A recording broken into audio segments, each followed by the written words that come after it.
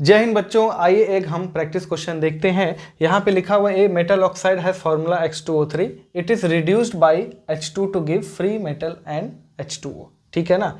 जब इसका रिडक्शन कराते हैं तो सबसे पहले तो रिएक्शन लिख लेते हैं। H2O3 plus H2 gives X plus H2, ये बनता है। बैलेंस करने के लिए आप ये काम कर सकते हैं, बहुत सिंपल तरीके से बैलेंस हो जाएगा झट से। ठीक है ना। अब ये लिखा है कि 0.1596 ग्राम ऑक्साइड को 6 मिलीग्राम हाइड्रोजन की जरूरत पड़ती है फॉर कंप्लीट रिडक्शन। अब पूछा एटॉमिक मास क्या है। अब ध्यान से देखो, मेटल का एटॉमिक मास ये बताओ। 3 मोल H2 की जरूरत पड़ती है इसके 1 मोल के लिए, और 1 मोल का मतलब मोलर मास ही होता है इन ग्राम। बात समझ में आ रही है।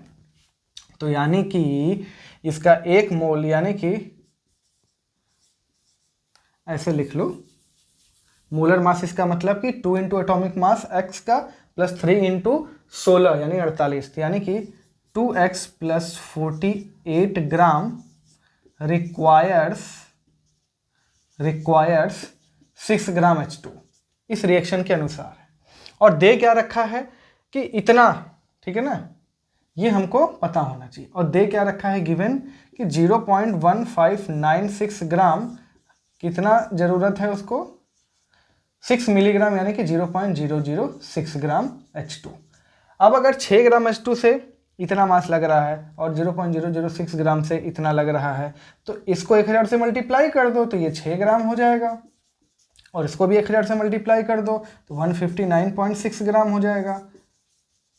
तो यानी कि 159.6 gram, that is equals to mass of 1 mole of H2O3, that is its molecular mass. ठीक है ना, मोलिकुलर मास इन ग्राम, जिसको मोलर मास बोलेंगे। ठीक है ना। तो यानी कि यही मास किसके बराबर हो जाएगा, यही मास बराबर हो जाएगा मोलिकुलर मास के, दैट इज ये, यानी कि 2x प्लस 48 इक्वल्स टू 159.6। यहाँ से सॉल्व करोगे तो x आ जाएगा 55.8, यानी कि डी ऑप्शन क्या हो जाएगा, करेक्ट हो जाएगा। क्लियर है, इसको नोट कर लीजिए।